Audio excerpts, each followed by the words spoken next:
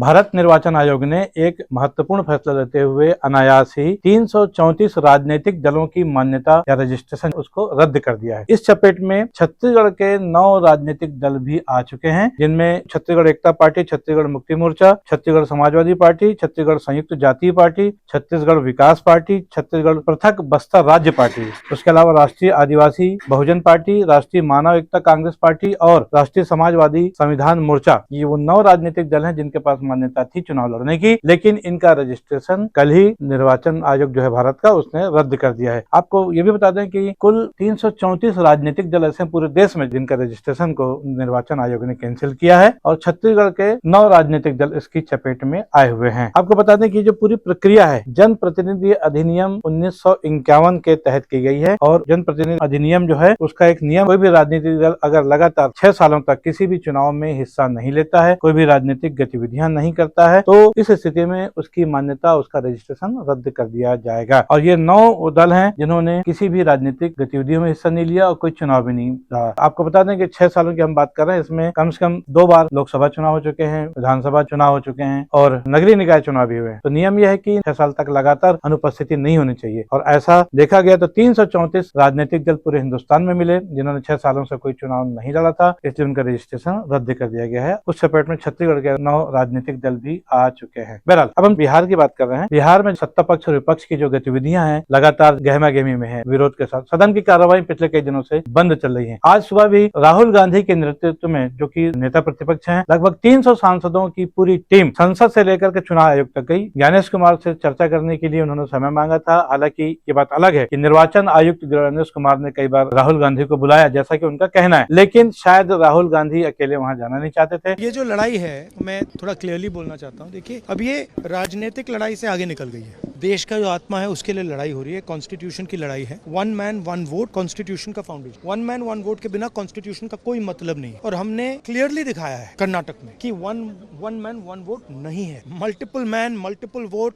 1 man multiple vote, सारा कुछ चल रहा है। तो ये अब लड़ाई पूरी की पूरी ऑपोजिशन लड़ रही है और हिंदुस्तान के जो युवा हैं उनको ये बात समझ आ गई है। सुबह लगभग 11 बजे जब विपक्षी सांसद निर्वाचन आयोग के दफ्तर की ओर कूच कर रहे थे 300 की तादाद में, तब पुलिस ने उनको रोकने की कोशिश की, लेकिन विपक्षी सांसद माने नहीं। वहां जो पुलिस ने बैरिकेड लगाए थे आगे बढ़ने से रोकने के, उसमें कूद करके उस पार जाकर उन्होंने आगे बढ़ने की कोशिश की, जिसकी वजह से नेता प्रतिपक्ष राहुल गांधी सहित प्रियंका गांधी वाड्रा, अखिलेश यादव, अन्य कई विपक्षी प्रमुख सांसद है, उनको हिरासत में ले लिया गया, पास के थाने ले जाया गया उनको और आखिरकार कुछ देर बाद उनको छोड़ भी दिया गया। इसको लेकर के कांग्रेस के राष्ट्रीय अध्यक्ष मल्लिकार्जुन खड़गे ने भी सवाल उठाए हैं, लेकिन कुल मिलाकर निर्वाचन आयोग के दफ्तर जाना चाहते थे, वो वहां नहीं जाने पाए, क्योंकि बीच में लोकसभा और राज्यसभा दोनों विपक्षी सांसदों ने हंगामा भी किया, इसलिए दोनों सदनों की कार्रवाई भी स्थगित कर दी गई। बहरहाल जिस समय हम समाचार पढ़ रहे हैं उस समय गतिविधियां चल रही हैं। देखना है कि निर्वाचन आयोग तक पहुंच पाते हैं या नहीं पहुंचते हैं, लेकिन बिहार में जो स्थितियां चल रही हैं वो बहुत ही अजीबोगरीब है। एक बार अभी एक मामला आया कि तेजस्वी यादव का नाम 2 जगह से था और इसको लेकर के विपक्षियों ने हंगामा भी किया और तेजस्वी यादव ने खुद हालांकि कहा था कि मेरा epic number so and so जो था विलोपित हो गया है। पता ये लगा उनका दूसरा एपिक नंबर दूसरी जगह उनका नाम है, तो इस पे सवाल उठे, नोटिस भी उनको जारी हो गई। आखिर आपके पास 2 एपिक नंबर कैसे आ गए? और ये चर्चा अभी चली रही है, ये विवाद चल ही रहा है कि बिहार के वर्तमान उप मुख्यमंत्री विजय सिन्हा का नाम भी, जो लिस्ट जारी हुई है उसमें 2 जगह से उनका नाम सामने आ गया है, जिसको लेकर के कांग्रेस और आरजेडी दोनों दलों ने सवाल उठाए निर्वाचन आयोग पे, उप मुख्यमंत्री विजय सिन्हा का नाम 2 जगह से कैसे आया है? अब उनको क्या निर्वाचन आयोग उप मुख्यमंत्री को भी नोटिस जारी करेगा? ये बहुत बड़ा सवाल है और इस पे भी राजनीति चल रही है। पक्ष विपक्ष दोनों तरफ से अपने अपने तरीके से सफाई दी जा रही है। विजय सिन्हा ने खुद कहा है कि हमने एक आवेदन दिया है, हमारा एक जगह से नाम हटाया जाए। और दिलचस्प बात यह है कि 2 जगह पे एपिक नंबर है, 2 जगह से नाम है और दोनों जगह उनमें उम्र का भी अंतर है। एक जगह उनकी उम्र 60 साल बताई गई है और दूसरी जगह 57 साल बताई गई है। तो कुल मिला के कहा जाए कि जो बिहार की राजनीति अभी पूरी तरह से शांत नहीं हुई है। एक और दिलचस्प मामला सामने आया है, वो ये है जो लिस्ट जारी हुई है अभी मतदाताओं की नई वाली, उसमें कम से कम 6 नाम ऐसे आए हैं जिनकी उम्र 119 साल, 120 साल और 124 साल पुख्ता तौर पर सामने आए हैं, जिस पर लोगों ने सवाल उठाए कि जो पहली बार वोट डाल रहे हैं उनकी उम्र ऐसा कैसे हो सकती है कि 119 साल, 124 साल या 120 साल हो। और पूरी दुनिया में जो सबसे बुजुर्ग व्यक्ति है वो 115 साल का है, जिसका नाम एथल कैटरहम है। लेकिन बिहार में जो पहली बार वोट डाल रहे हैं उसमें 119, 120, 124 साल के युवक बताए जा रहे हैं। निसंदेह इसमें कहीं ना कहीं त्रुटियां हुई हो, ये भी हो सकता है, लेकिन अब इसका जवाब तो निर्वाचन आयोग को ही देना पड़ेगा। और ये भी तय है कि भले ही बिहार के चुनाव में अभी 3 महीने का समय बाकी है लगभग। मतदाता सूची के पुनरीक्षण की जो प्रक्रिया चल रही है वो जब तक पूरी नहीं हो पाती तब तक ऐसे पता नहीं कितने राजनीतिक विवाद अभी सामने आते रहेंगे, जिस पर हम सबको निगाह बनी रहेगी हमारी। देखना है कि उन सभी विवादों से निपट कर आखिरकार क्या